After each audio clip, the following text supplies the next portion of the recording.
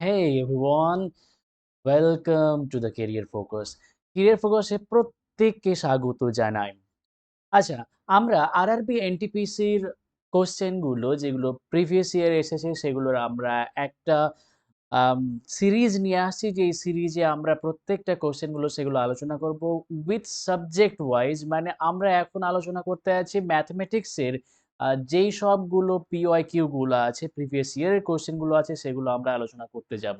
তাহলে এই যে এটা ২০২১ সালের শিফট 1 এর কোয়েশ্চেন ছিল। বিভিন্ন ইয়ারের আমরা কোয়েশ্চেন গুলো করব। বিভিন্ন শিফটের আমরা কোয়েশ্চেন গুলো করব। যত পিওয়াইকিউ আছে আমরা টপিক ওয়াইজ, সাবজেক্ট ওয়াইজ আমরা ভাগ করে নেব। আমরা ম্যাথমেটিক্স এর কোয়েশ্চেন গুলো করছি পিওয়াইকিউ, আরআরবি, এনটিপিসি। চলো স্টার্ট করছি। আরআরবি, এনটিপিসি এর এটা ফার্স্ট কোয়েশ্চেন আমাদের এই ক্লাসের ভেতরে। So Harris and Bimon can complete a task in 20 days. So they worked for 15 days and Bimon left. The remaining work was done by Harris alone in 10 days. So Harris alone can complete the entire task in how many days? এখানে কি বলা আছে যে বিমল আর Harris বা Harris বা হরিস বলো, যাই বলো না কেন, তো আমি বললাম বিমল আর হরিস ওরা একসঙ্গে যদি কাজ করে ওরা 20 দিনে কমপ্লিট করে। মানে আমি কথাটাকে অন্যভাবে বলতে পারি, ওরা যদি 20 দিন কাজ করে তাহলে ওরা সম্পূর্ণ কাজকে কমপ্লিট করে দেয়। আচ্ছা, সম্পূর্ণ কাজ বলতে আমরা কি জানি জানো তো? সম্পূর্ণ কাজ বলতে কত অংশ? সম্পূর্ণ কাজ বলতে সবসময় মাথায় রাখবে, সম্পূর্ণ কাজ বলতে সেটা হচ্ছে এক অংশ। তার মানে আমি 20 দিনে কতটা কমপ্লিট করে? 20 দিনে কমপ্লিট করে এক অংশ। এবার আমি যদি এখানে হিসাবটা করি যে একদিনে কতটা কমপ্লিট করে, একটা মাথায় রাখো। একদিনে করে ১ এর ২০ অংশ করে। এটা আমি কেন করলাম, যে একদিনের আমি কাজটা কেন নিলাম?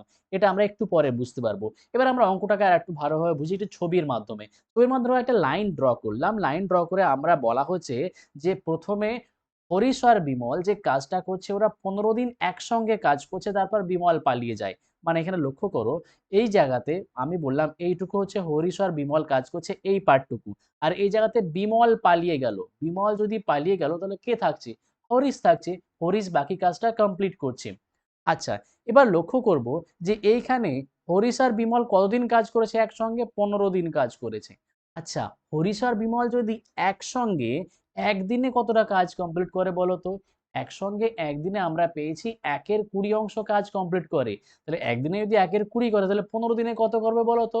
১৫ দিনে করবে ১৫ ইন্টু ১ এর ২০। আমি যদি এটাকে কাটি ৩ ৫ ১৫, ৪ ৫ ২০, মানে ৩ এর ৪ অংশ কাজ হরিশ আর বিমল একসঙ্গে কমপ্লিট করে দিয়েছে। বাকি তাহলে কতটা কাজ পড়ে থাকলো? টোটাল কাজ কত মাথায় রাখবে? ১ অংশ। তাহলে বাকি কত কাজ পড়ে থাকবো? 1 মাইনাস ৩ এর ৪। 1 মাইনাস ৩ এর ৪, তাই না? 1 মাইনাস যদি আমরা ৩ এর ৪ করি তাহলে বাকি হচ্ছে ১ এর ৪ অংশ কাজ পড়ে আছে। আর এই ১ এর ৪ অংশ কাজ হরিশ একাই কমপ্লিট করেছে কত দিনে? ১০ দিনে। আমাকে কোয়েশ্চেন আনসার কি চেয়েছে?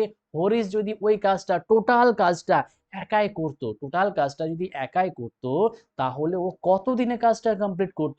তাহলে টোটাল কাজ মানে মাথায় রাখবে সবসময় ১ অংশ। এখানে আমি কত পেয়েছি? ১ এর ৪ অংশ হরিশ করছে ১০ দিনে। আমি যদি ১ অংশ কতটা করবে, মানে কত দিনে করবে সেটা বের করে নিতে পারি তাহলে খুব ইজিলি ভাবে পেরে যাবো। মানে ১ অংশ বের করার জন্য এখানে আমরা কি ১০ দিয়ে ১ এর ৪ কে ভাগ করব। মানে সরি ১০ কে ১ এর ৪ দিয়ে ভাগ করব। আমি যখনই এই ভাগের বদলে গুণ লিখবো এটা উল্টে যাবে। উল্টে গিয়ে কত হলো? ৪০ দিন। দেখো, ব্যাপারটা খুব সহজ হলো না? আমি এখানে বের করে নিলাম যে হরিশ ১ এর ৪ অংশ করছে ১০ দিনে। কত অংশ করছে? এই ছবিটা আঁকার আমাদের মানেটাই ছিল যে হরিশ ১০ দিনে কতটা অংশ কমপ্লিট করতে পারছে সেটা আমাদের যদি আমরা জেনে নিলাম তাহলেই আমাদের এখানে অঙ্কটা হয়ে গেল। ক্লিয়ার হলো প্রত্যেকের? ইজি ব্যাপার না? খুব কোয়েশ্চেনটা ইজি। চলো নেক্সট কোয়েশ্চেনে দেখি আমরা। এখানে আছে, কোয়েশ্চেনে আছে এই যে এইটা, যে root over 3 to the power n equals to 729, তাহলে n এর ভ্যালু কত? যদি এরকম থাকে 3 to the power n equals to 729, চলো কালারটা একটু চেঞ্জ করি। তাহলে এই যে ৭২৯ এটাকে আমি ভাঙবো ৩ এর পাওয়ার আকারে। আচ্ছা, ৭২৯ আমরা ৭২৯ কে ৯ দিয়ে ভাঙলে কি হয়? এটা ৯ এর কিউব হয়। মানে ৯ এর কিউব হচ্ছে ৭২৯। এটা মাথায় রাখবে, আমাদের কিউব আর স্কয়ার কিছু মুখস্থ করতে হয়। আমি এটা ৯ এর কিউব ডাইরেক্টলি পেয়ে গেলাম। আচ্ছা, আমি এটা ৩ এর পাওয়ার করতে চাই। এটা ৯ এর পাওয়ার হয়ে গেছে। কিন্তু ৩ এর পাওয়ার তো হচ্ছে না। তাহলে আমি ৯ জানি কি? ৯ কে 3 স্কয়ার আকারে লেখা যায় আর এটা কিউব ছিল। তার মানে আমি এই যে 3 টু দি পাওয়ার টু তার পাওয়ার আবার 3, মানে পাওয়ারের আবার গুণ হয় যেন, এই 2 আর 3 এর গুণ করব, সেটা হচ্ছে 3 টু দি পাওয়ার 6। তাহলে আমি ডান দিকে 729 কে বলতে পারি 3 টু দি পাওয়ার 6, কিন্তু এইদিকে দেখো রুট ওভার আছে, রুট ওভারকে তোলার জন্য আমরা দুই দিকে স্কোয়ার যদি করি তাহলে 3 টু দি পাওয়ার 6 এর স্কোয়ার, তার মানে এদিকে 3 টু দি পাওয়ার n আর ওইদিকে 3 টু দি পাওয়ার 6 তার পাওয়ার একটা 2, তার মানে আমরা 6 আর 2 এর গুণ করব, 6 দুগুণে 12, তাহলে n ইকুয়ালস টু কত হলো, n ইকুয়ালস টু এখানে 12 ভ্যালু হয়ে গেল। কেন আমরা পাওয়ারের আমরা কম্পেয়ার করতে পারছি, বিকজ এখানে দেখো এখানে দুটো সমান আছে, তো এর ভ্যালু 12, তাহলে অপশন সি কারেক্ট আনসার। চলো নেক্সট কোশ্চেন, বলা আছে HCF অফ 2 নাম্বার ইজ 6, তো গসাগু দুটো নাম্বারে 6 বলা আছে, অ্যান্ড দেয়ার এলসিএম লসাগু বলা আছে 84। If one of this number 42, তাহলে সেকেন্ড নাম্বারটা কত হবে? তো এইটা হচ্ছে একটা আমরা ফর্মুলা অবভিয়াসলি জানি, এই ক্ষেত্রে আমাদের ফর্মুলাটা মনে রাখবো যে প্রোডাক্ট অফ টু নাম্বার দুটো নাম্বারের গুণফল সমান কি HCF গুণ LCM, মানে কি গসাগু গুণ লসাগু। তাহলে এখানে যদি একটা নাম্বার বলা আছে আর একটা নাম্বার বের করতে দেওয়া হয়, মানে ধরো একটা নাম্বার A একটা নাম্বার B বললাম, আর এখানে লসাগু গসাগু দুটোই বলে দেওয়া আছে, তাহলে HCF গুণ LCM এভাবে বলে দেওয়া আছে, তাহলে একটা নাম্বারকে যদি বের করতে হয়, ধরো A কে বের করতে হয়, তাহলে HCF আর LCM এর গুণফলকে আমরা অন্য নাম্বার দিয়ে ভাগ করে দেবো, মানে সিম্পলি কি আমরা যদি A এর জায়গায় বলি সেকেন্ড নাম্বার আর এখানে যদি আমি বলি ফার্স্ট নাম্বার, কি নাম্বার বলি, ফার্স্ট নাম্বার। আচ্ছা, তাহলে এখানে আমাদের অলরেডি ফার্স্ট নাম্বারটা বলা আছে 42, আর এখানে দেখো HCF 6 আছে আর LCM 84 বাই 42, আমি যদি এখানে ক্যালকুলেশন করি এটা 2 দিয়ে কাটলো, দ্যাট মিনস এটা 12, সেকেন্ড নাম্বারটা কত, সেকেন্ড নাম্বারটা হচ্ছে 12। ক্লিয়ার হয়ে গেল ব্যাপারটা, এখানে একটা সিম্পল একটা ফর্মুলা, আর কোনো কিছুই না। ক্লিয়ার? ওকে, এইরকম ভাবে HCF বা LCM যে কোনো বের করতে দিতে পারে, মানে যেখান থেকে ফর্মুলা থেকে যে কোনো রকম ভাবে কোনো না কোনো একটা জিনিস বের করতে দেবে। চলো নেক্সট কোশ্চেন আমরা দেখি। আচ্ছা, তোমাদের এই PYQ ব্যাপারটা কি, PYQ এর প্রত্যেকটা জিনিস কি আমরা করাবো, ঠিক আছে? আর তাছাড়াও যে এই ম্যাথমেটিক্স গুলোকে সম্পূর্ণ রকম ভাবে করার জন্য কি মেনলি আমাদের টোটাল ডিটেলস পড়তে হয়, তাই না? উইথ ডিটেলস পড়ার জন্য আমরা একটা কোর্স চালু করেছি, সেই কোর্সটা হচ্ছে অনলি ম্যাথমেটিক্স এর উপরে, আর যেই কোর্সটা সমস্ত রকম এক্সামের জন্য উপযুক্ত, যে এটা আমরা বলছি এটা অল অফ দ্য এক্সাম, যত রকমের এক্সাম আছে সেই কম্পিটিটিভ এক্সামের জন্য সবটার জন্য উপযুক্ত। তোমাদের আরআরবি এনটিপিসি তে ম্যাথমেটিক্স এর গুরুত্ব খুবটা আছে, আরআরবি এনটিপিসি সিবিটি 1 এ ম্যাথমেটিক্স তোমাদের 30 নম্বরে থাকবে, আবার দেখো সিবিটি 2 এ 35 নম্বরে থাকবে, তো দুটোতেই ক্ষেত্রে ম্যাথমেটিক্স এর গুরুত্ব খুব খুব খুব। সিবিটি 1 এ আমরা বেসিক একটুখানি পড়ে গেলে ম্যাথমেটিক্স হয়ে যাবে, কিন্তু সিবিটি 2 এর জন্য আমাদের উইথ ডিটেলস ম্যাথ দরকার হয়, আমাদের আইডিয়া ভালো রকম ভাবে দরকার হয়, আরো কুইকলি আমাদের সলভ করা দরকার হয়, বড় বড় কোশ্চেন গুলো সলভ করা দরকার, তাহলে ম্যাথমেটিক্স এর নলেজটা খুবই জরুরি, ম্যাথমেটিক্সটা ডিটেলস জানা খুবই জরুরি। তার কারণ আরআরবি এনটিপিসি কোয়ালিফাই করার জন্য তোমাদের লাগবেই লাগবে, ম্যাথস ছাড়া চলবেই না, তার জন্য আমরা নিয়ে চলে এসেছি একটা কোর্স ফুললি ম্যাথমেটিক্স এর উপরে, টোটালি একদম বেসিক টু অ্যাডভান্স একটা কোর্স, একদম বেসিক থেকে আমরা অ্যাডভান্স পর্যন্ত যাব। এই কোর্সটা আমরা লঞ্চ করে দিয়েছি অলরেডি, লাইভ ক্লাস চালু হয়ে গেছে, এটা লাইভ ক্লাসও থাকবে প্লাস রেকর্ডেড ভিডিও থাকবে, অলরেডি এটা অনগোয়িং চলছে, তোমরা অ্যাডমিশন নিতে পারো। তোমরা যারা আরআরবি এনটিপিসির জন্য পড়ছো বা যে কোনো এক্সামের জন্য পড়ছো, তোমাদের ক্ষেত্রে এই কোর্সটা একদম উপযুক্ত, ম্যাথের সমস্ত রকমের ডাউট তোমাদের ক্লিয়ার হয়ে থাকবে, বিকজ এখানে এক্সট্রা ডাউট ক্লিয়ারিং সেশনও থাকবে। চলো, এই কোর্সটার জন্য এনরোল করার জন্য তোমরা এই নাম্বারে তোমরা হোয়াটসঅ্যাপ করো আমাকে, আর তখনই তোমরা এনরোল হওয়ার তোমাদের প্রসেস আমি বলে দেব। ওকে, চলো আমরা কন্টিনিউ করছি আমাদের যে নেক্সট কোশ্চেন দেখো, এটা x square y square plus 1/x² whole square equals to 83, তাহলে xy মাইনাস 1/xy এটার ভ্যালু কত হবে? আচ্ছা, আমার এই যে x² y² দেওয়া আছে, আমি xy ইকুয়ালস টু a ধরে নিলাম, যদি xy ইকুয়ালস টু a ধরি, আমরা লেখার সুবিধার জন্য ধরলাম, তাছাড়া আর কিছু না, তাহলে a² প্লাস 1/a², তার কারণ xy বারবার লিখতে আমাদের অসুবিধা হবে, মানে একটু বোরিং লাগবে। আমরা দেখলাম এখানে a square plus 1/a square, এটার একটা ফর্মুলা আছে। আমরা a স্কোয়ার প্লাস b স্কোয়ারের একটা ফর্মুলা আমরা জানি, যেটা আমরা ছোটবেলায় শিখেছিলাম। চলো আবার মনে করাই।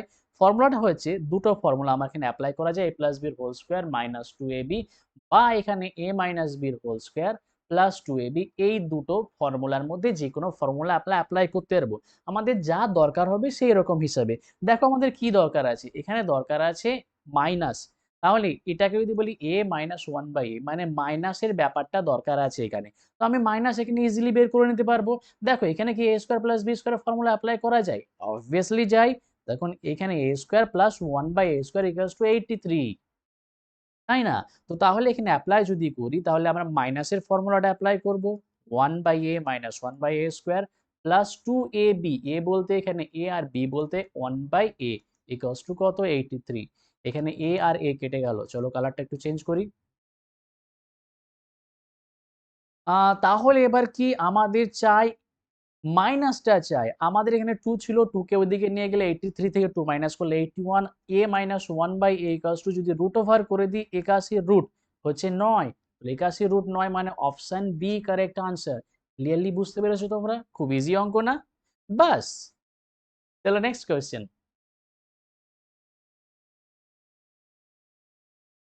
So ratio of number of females to that the male employees in a small company is 2:3, মানে এখানে ফিমেল আর মেলের যে রেশিও একটা কোম্পানিতে সেটা 2:3। If the number of male employee in the company is 90, then total number of employee working in the company, তাহলে বলছে যদি mail employee 90 জন হয়, তাহলে টোটাল নাম্বার অফ এমপ্লয়ি ওই কোম্পানিতে ওয়ার্ক করছে, কাজ করছে কতজন? দেখো আমি যদি বলি মেল এমপ্লয়ি, তাহলে মেল এমপ্লয়ের জন্য আমি দেখছি রেশিওতে কি আছে? 3। তাহলে 3 সমান কত? 3 সমান 90 জন। আচ্ছা যদি টোটাল বের করতে হয়, টোটাল মেল প্লাস ফিমেল মিলে হবে, তাহলে ফিমেল হচ্ছে 2 আর মেল হচ্ছে 3। তাহলে যদি আমি 2 আর 3 এর যোগ করি, তাহলে টোটাল এমপ্লয়ি হচ্ছে 5 জন। মানে এই রেশিও থেকে আমি যেটা পাচ্ছি, আমি এখানে রেশিওর 3 মানে কত পাচ্ছি? 90। আমি রেশিওর 1 মানে কত পাই? রেশিওর 1 মানে 30 পাই। 3 ত্রিশ 90। আমি রেশিওর 5 মানে টোটালটা পেয়ে যাবো। 5 যদি পাই, 30 কে আমি 5 দিয়ে গুণ করব, দ্যাট ইজ 150। 150। তাহলে এই 150টা হচ্ছে টোটাল এমপ্লয়ি ওই কোম্পানির ভেতরে। তো আজকে আমাদের জন্য এই কটা কোয়েশ্চেন থাকলো, জাস্ট একটা শর্ট ভিডিও করলাম। তোমরা একটু কমেন্ট করো তোমাদের কেমন চাই। আমি প্রত্যেক দিন 2টো করে ভিডিও বা 3টে করে ভিডিও দিতে পারি, বা প্রতিদিন তোমাদের ভিডিও আসবে যেখানে 5টা 6টা 7টা 8টা করে কোশ্চেন তোমাদের আমরা ডিসকাস করব। ভিডিও আমরা লেন্দি করছি না, লেন্দি করলে একটুখানি বোরিং হয়ে যায়।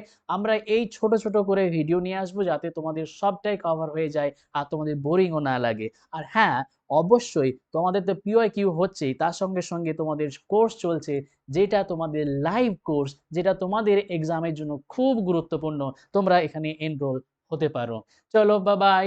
পরের ক্লাসে আবার দেখা হচ্ছে পরের ভিডিওর সাথে, যেখানে তোমাদের জন্য আরো আমরা পিওয়াইকিউ নিয়ে আসবো।